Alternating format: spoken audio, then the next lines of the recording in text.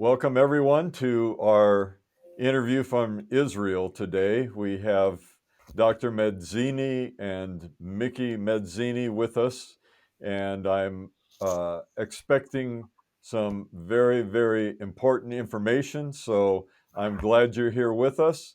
And Dr. Medzini and Mickey, welcome. Thank you. Please begin, Dr. Medzini, with a little update on how things are going. Right. Hello, everybody. Nice to be with you again. Today is day 41 of the war, and I want to do a very brief, quick review, more or less, where we are today.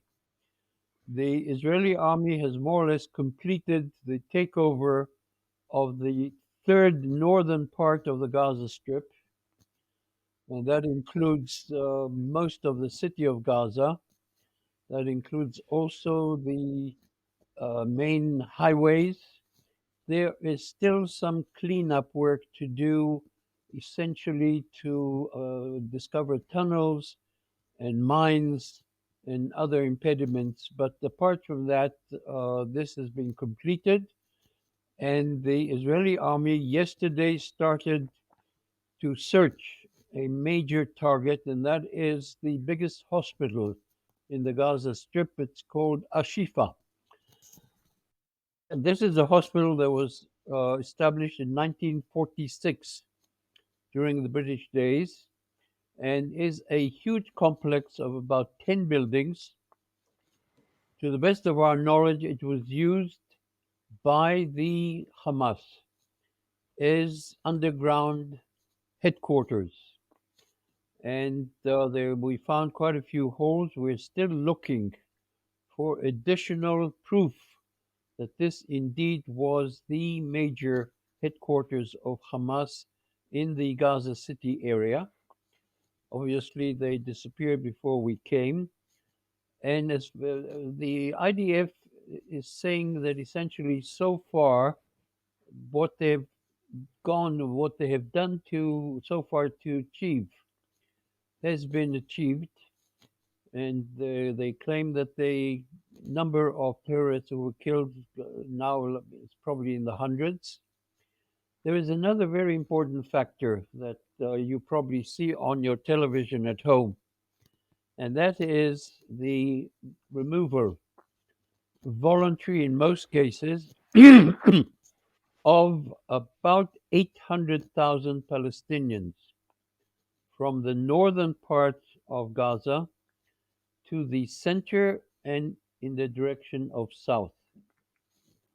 And for that purpose, Israel agreed to what is called a humanitarian, it's not so much ceasefire, but rather truce, anywhere from 4 to 6 hours, in order to enable them to proceed from the north to the south. And they are slowly installing themselves in tent cities, which are provided by United Arab Emirates and some international organizations.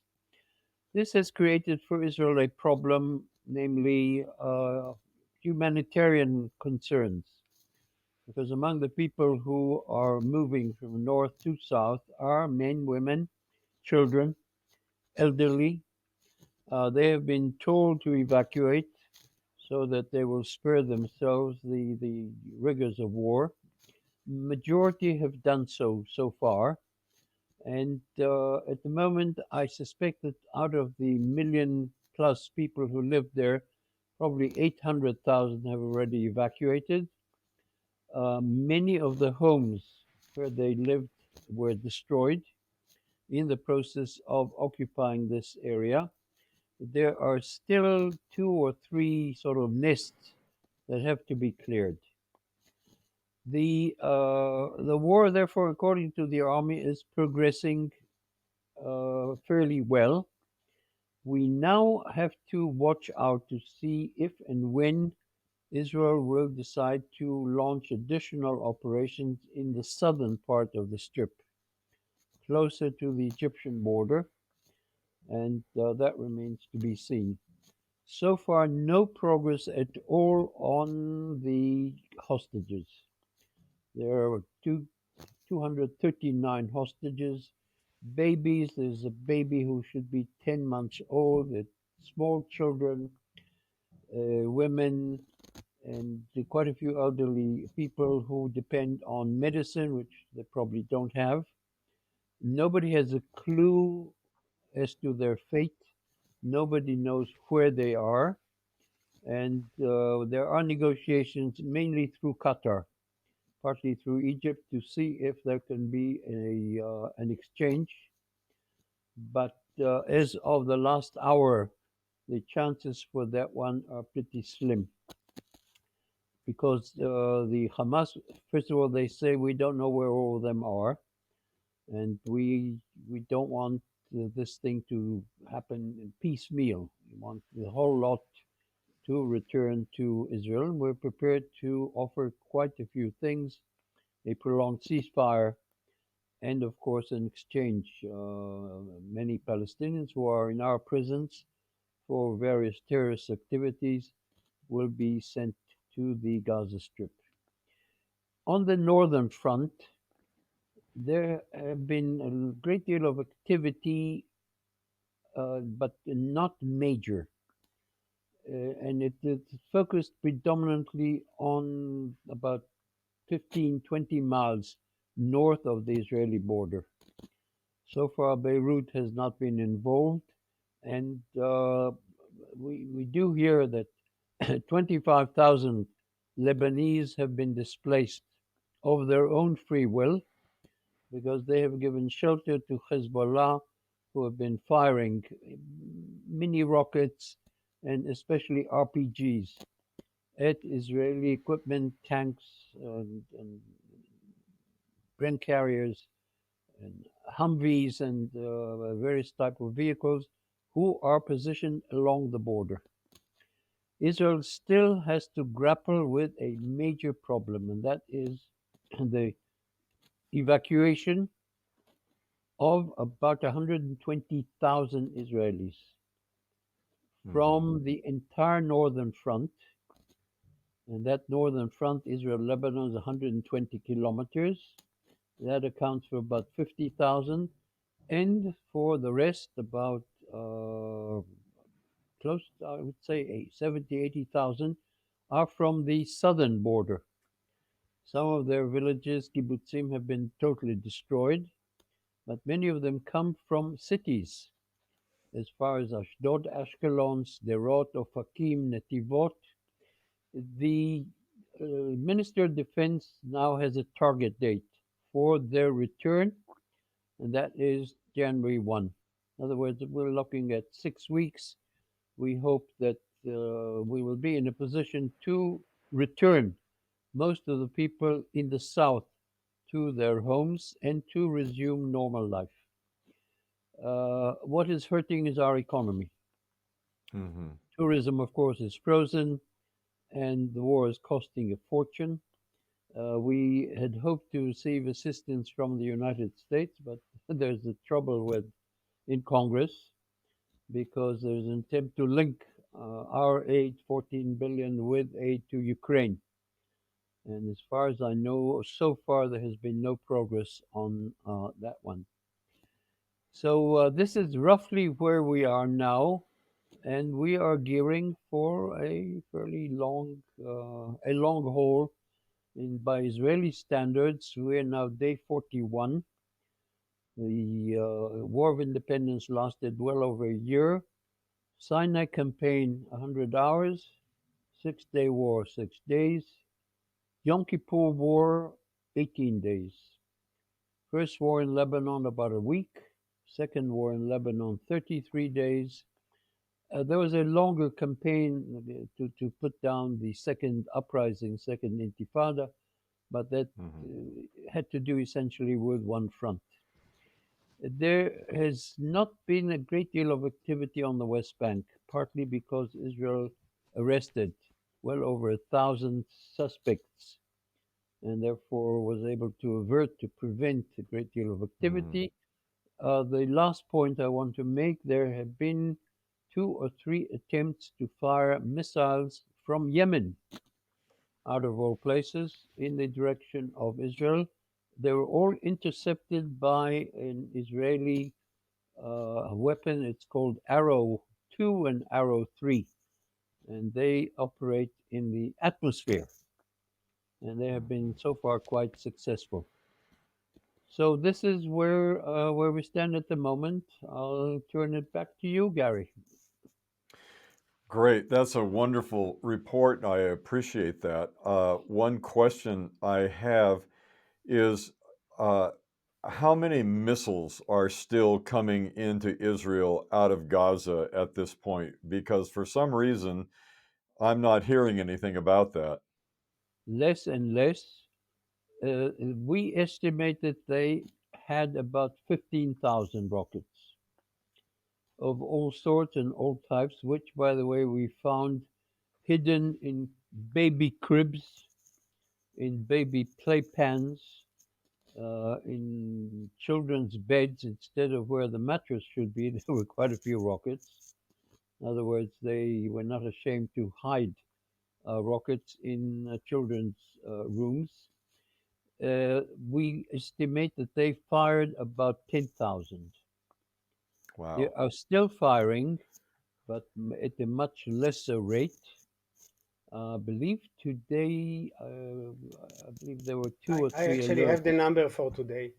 Today You it's had the, decreasing and decreasing. Today we had 22 alarms throughout the uh, country. There were the first day there was the October 7th. They launched about 4 or 5 thousand rockets and mortars and missiles. So the number is constantly decreasing, and the weekly average is constantly decreasing. Today is actually quite low. This week average is about 44 alarms per day, and today is half of it. So the numbers are decreasing. yeah, that's good news, especially for small Israeli businesses. Hmm. Hmm. People can go out again and go sit in cafes, go to restaurants, do some shopping. But still, we're tense. It's not over, and we can't really say openly when it is going to be over. Right. Right. I feel like the fact that there are still rockets coming, that means that the IDF is continuing to look for the sources of those, both the launching uh, locations as well as the rockets themselves, wherever they're stored.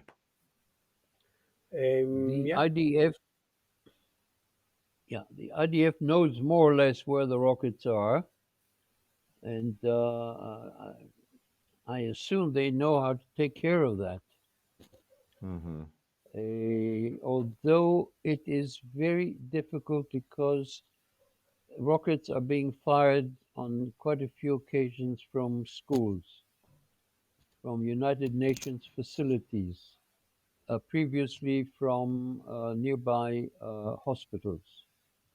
In Right. other words, it was very difficult to go and locate them, but increasingly, I think we are beginning to get the hang of it, and they are firing less and less missiles. Well, that's going to be uh, a tremendous, like you're saying, change of life to get rid of that reality that you're constantly dodging missiles coming in and people are having to sequester in their homes and bomb shelters, and to be able to go back to some semblance of life for those who are not on the front would Right. be a tremendous relief, I would assume. Absolutely. I'll let my son say a few words because he lives in the center of the country. I live in Jerusalem. Apart from two or three siren alarms, we were spared so far, and I assume for good reason. Imagine for a moment that a rocket would hit one of the Jewish or Christian or Muslim Yeah. holy sites. So Jerusalem so far has been, but near Jerusalem, about 8 kilometers, 7 kilometers, which is about 4 or 5 miles. Two or three rockets were hit targets, private homes. Yes. Mickey, you have more to add on this? Yeah, so life is not normal yet, but Mm-hmm. as the number go down, people are getting back to their lives. I wouldn't say that in the evening coffee shops and restaurants are full, but during the day, anyone who can go back to their business are doing that. And more, you can see more and more people getting back from working at home to work in the office. More schools are open. Um, Again, coffee shops, shopping malls. This is what been seen, but the real big numbers are people going back to their offices, conducting their day, and then going back home. We spoke about the number. Usually in the center, Tel Aviv metropolitan area, the targeting is usually during the evening. So people Oh, will do their daily work, go back at the evening to be home, to be close to the secured room, and to be with their families if and something happens. But overall, life in that regards are starting to go back. We spoke a lot about the civil society and volunteering. We still see it in very big numbers, but within this balancing, where people, more and more people are going back to work. I mean, the first week of the war, there were so many people didn't go to work at all and then volunteered. Now people are going to work, and as I told you last week, there is a kind of slow transition where government offices will need, and in some cases starting to take over and look for the long term support for the different areas that are needed in support. Again, agriculture is a very important one. Still high number of volunteers, but decreasing. And again, just because people are going back to offices, then during the weekend you see a rise in the number. Everybody goes and then Sunday going back to work, which is, by the way, beautiful yeah. to see because people on their day off are not day off. They are still doing everything they can to help and support communities. Um, Something we spoke personally that is a great surprise for us is the young generation. Schools, by the way, universities are being postponed until the right now, the due date is end of December to start the first semester. Our university starts after the high holiday, so they didn't start, so the semester didn't even started.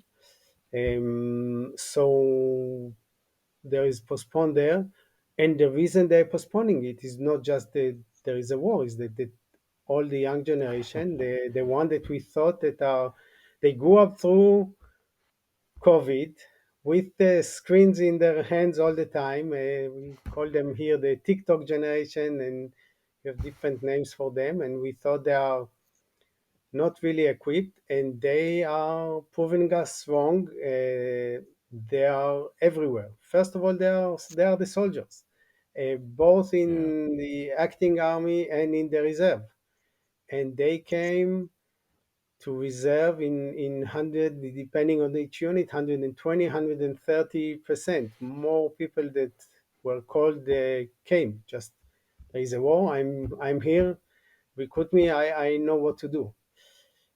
Mm-hmm. um, Frontline, and also, the army is not built only on frontline. There is so much behind the scenes: logistics, medicine, intelligence, and all of them are there. And this is young generation, and sometimes we forget they are doing amazing job. Think about a 19, 20 years old guy who is driving a truck full of gas to the armored in Gaza, and he's going literally with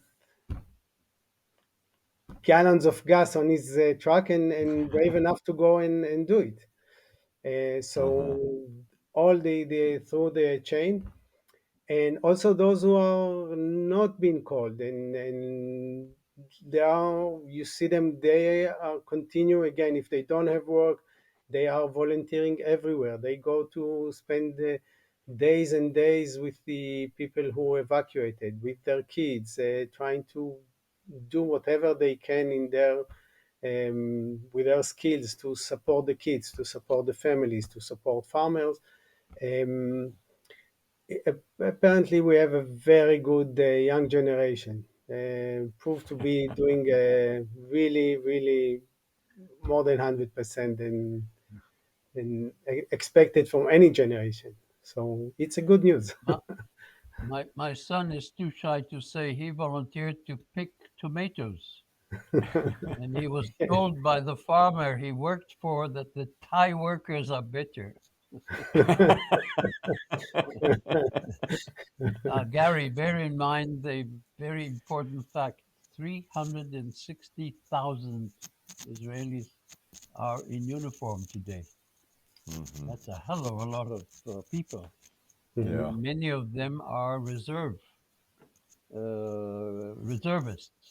Yeah. Quite a few of our casualties are reservists. You know, they left home, work, family, children, and most of them they're being interviewed virtually every day, and most of them are saying we're prepared to serve as long as it takes. Finish the job. Don't stop at this point. If you don't ask, I will say. I want to say a few words about the foreign reaction to all this. Good. If that's Okay. okay. So far, we have been blessed with enormous support in the United States, in spite of demonstrations pro Palestinian, in spite of serious problems on campus. The administration so far is squarely behind Israel. The president has spoken to Netanyahu, I think, already 10 times. He is actively and personally involved in the attempts to secure the release of the hostages.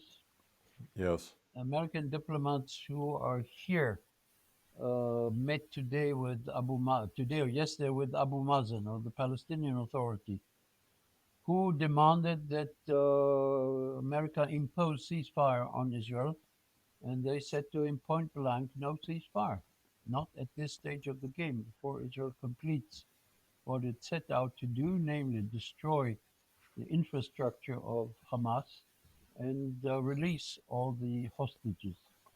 We also are supported at this stage by the British government and British Parliament. Yesterday, a motion for an immediate ceasefire was defeated in the British Parliament. Germany is behind us. France is behind us. True, we diplomatic relations were suspended between Israel and Bolivia. I suppose we can live without Bolivia for a while. We are not very happy over the attitude which has become venomous, really poisonous on the part of Turkey, because we thought that we have sort of patched up relations with them. And now Erdogan talks almost like the Iranians. One last bit of information. It turns out that a few days ago, the head of Hamas, Hania, who lives in a hotel in Qatar and not in some tunnel in Gaza, traveled to Iran, where he met the president of Iran. And the president told him, you, Hamas, did not let us know in advance what you're going to do. And therefore, we are not committed to helping you. Hmm. And that is well, that is extremely important because it is true that Iran is behind all this, Iran is the funder, Iran is the country that supplies the armaments and so on. But Iran is very careful because they understand that this is no longer purely Israel Hamas. This is much bigger, and America is involved. And America has now two huge carrier groups in the Mediterranean. America has been attacking rebels, Daesh, in Iraq. There have been apparently 40 or 50 attacks on American installations in Iraq. Mm-hmm. And therefore, as far as the Americans are concerned, so far we have green light. I can't vouch how long that will remain, but at this stage of the game, we do not feel any massive American pressure on Israel to accept ceasefire. They did ask for fuel, for kerosene, to UN vehicles, which we agreed, and they did ask for to allow Israel to allow 100, 150 trucks loaded with food and medicine and so on to come into the strip from Egypt, Right. which we did because after all, why should people suffer a lack of medications and so on? So far in this respect, it's good. It's true the United Nations has been adopting, General Assembly has been adopting all sorts of resolutions where it counts, namely Security Council. The other day there was a draft resolution. America, Britain, and I think another country abstained.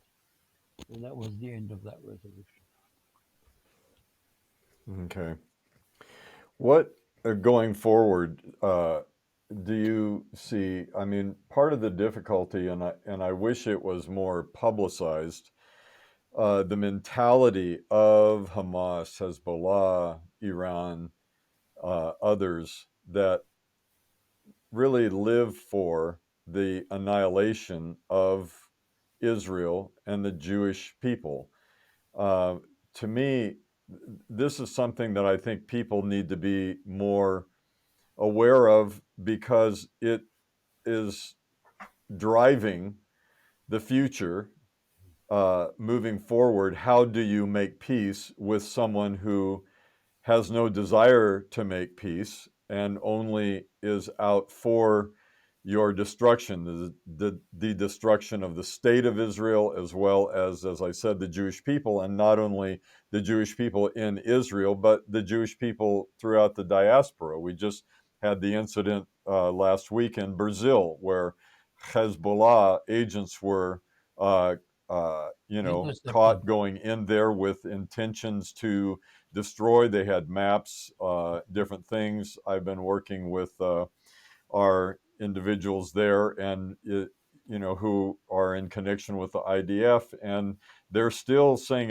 it's a very tense situation, which is beginning to expose the underground in Brazil that is set for the destruction of the people. So obviously, this is not an issue of land for peace in No, the no. Middle East. This is a determination by and a belief system within the jihadists everywhere to destroy Israel. Now, you've been involved quite a bit with peace talks and things like this through your history.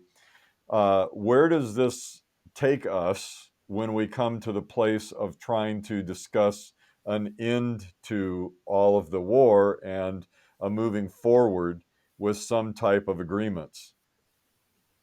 As long as the uh, Hamas, Islamic Jihad, Daesh, ISIS, Iran adhere to the concept of the annihilation of Israel, there is absolutely no basic common denominator on which to negotiate anything. Mm-hmm. Apart from, if you accept this thesis, then basically what they're telling you is, could you please provide a timetable for the dissolution of Israel? And then we say to them, all right, tell us where to go. And the answer is go back to where you came from. So I asked once, I was born there. Where do I go? In other words, the concept there is annihilation. Mm-hmm. And that is essentially, that smacks straight out of Mein Kampf and the Nazi doctrine of elimination of the Jews. There are, however, other Arab countries with whom we managed somehow to reach, I wouldn't say full peace. We have cold peace with Egypt and Jordan. We have normalized our relations with the United Arab Emirates, with Bahrain, with Morocco, with Sudan. And as a result of this, Saudi Arabia was beginning to engage with us. We assume one of the reasons why Hamas decided on the date, October 7th, not only 50th anniversary of the Yom Kippur War, not only because it's a Jewish holiday and the Sabbath, but also they probably sensed that we were moving ahead in Right. talks with the Saudis and that a new situation was emerging in the Middle East, where Israel was now being accepted increasingly by the Saudis and Jordan and Egypt, and before that, Turkey. We sort of restored our ties with Turkey, and they set out to destroy all any chance of this. So, what we can look forward to is no negotiations with Hamas because you can't negotiate with people who wish to destroy you. In order to negotiate, you have to have a basic common denominator, Right. which we do not have. With others, at least you can.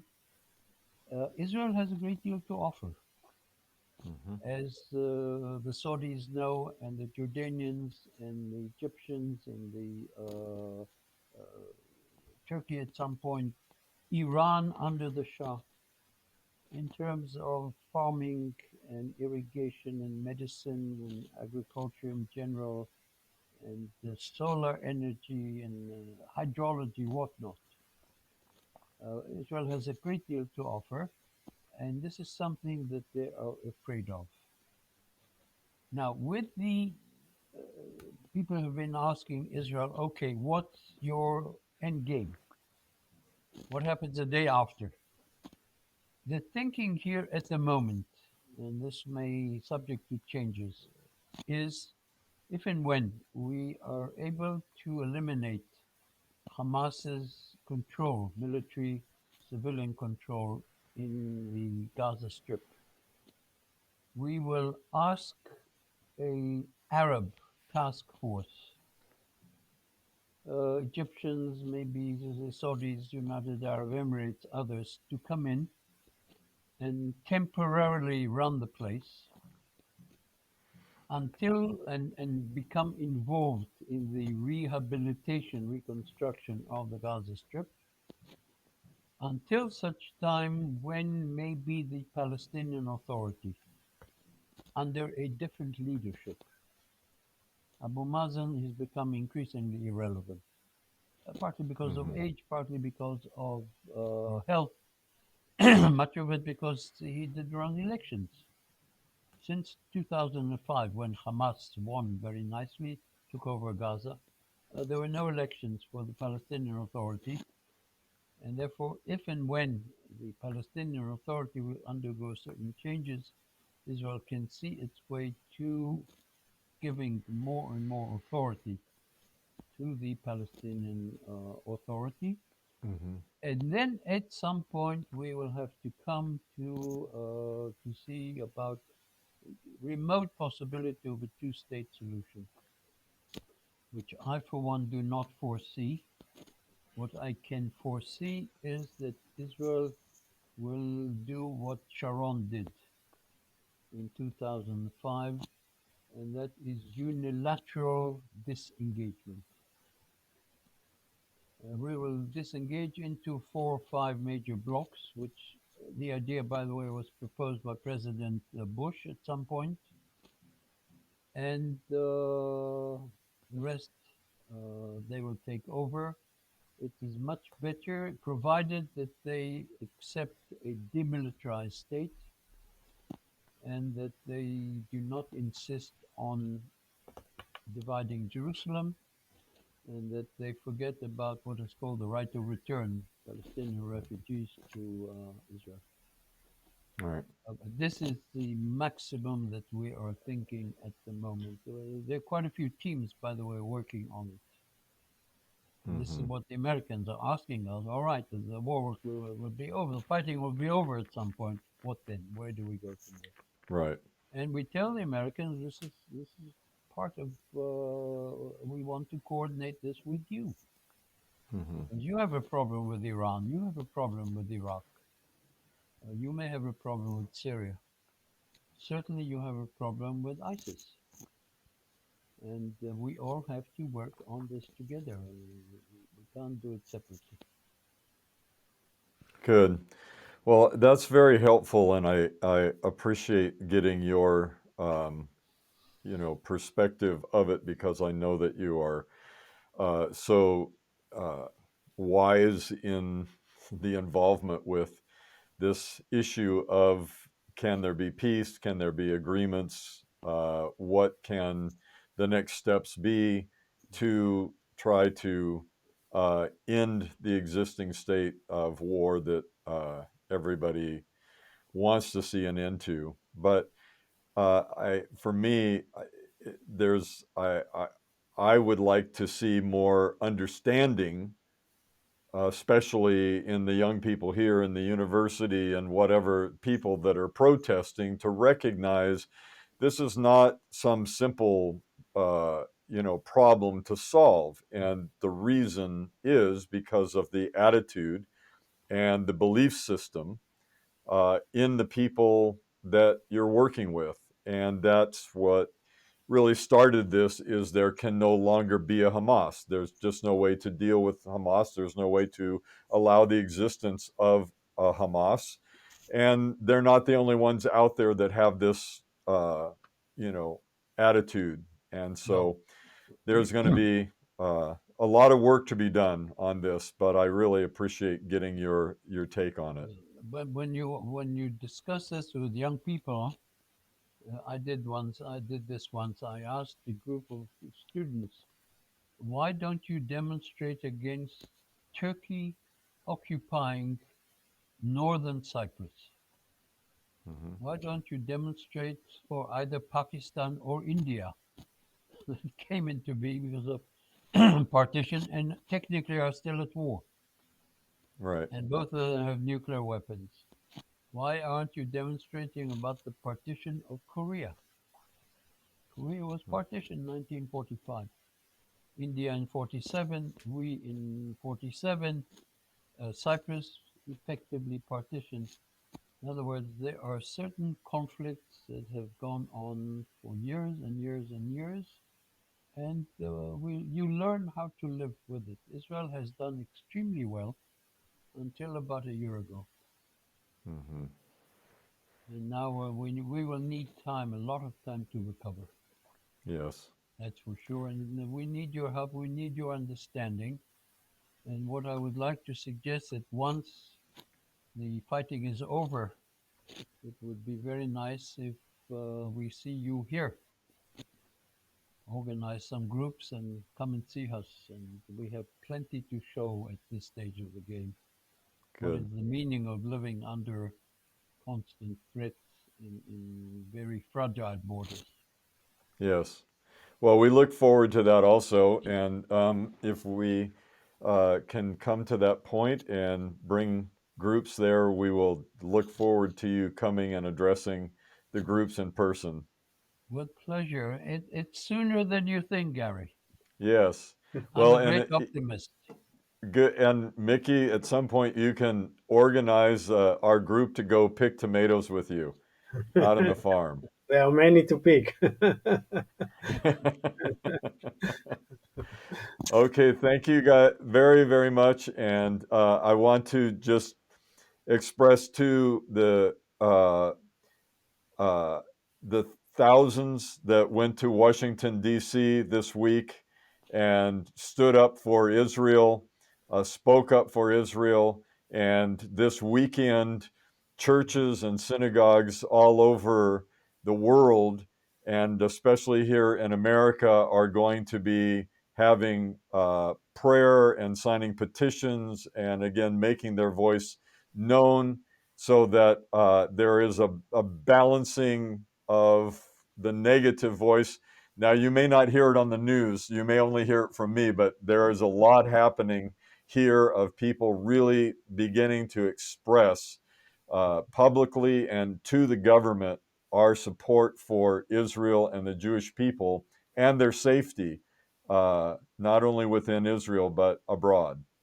We saw the rally in Washington. It was deeply moving, very, very deeply moving. Some people said to me, it looked as though Martin Luther King was addressing the crowd. Yes, it was amazing to see the entire mall filled because that's such an expression here in America when you can fill that area between, the Lincoln Memorial and all the way out towards Congress. It really is a show of American support, and I was also very, very glad to see that, and I'm going to work that we continue to see a lot of expression from this country Wonderful. in support to you and as a voice to our government that they need to continue in every way, shape, and form to be with Israel.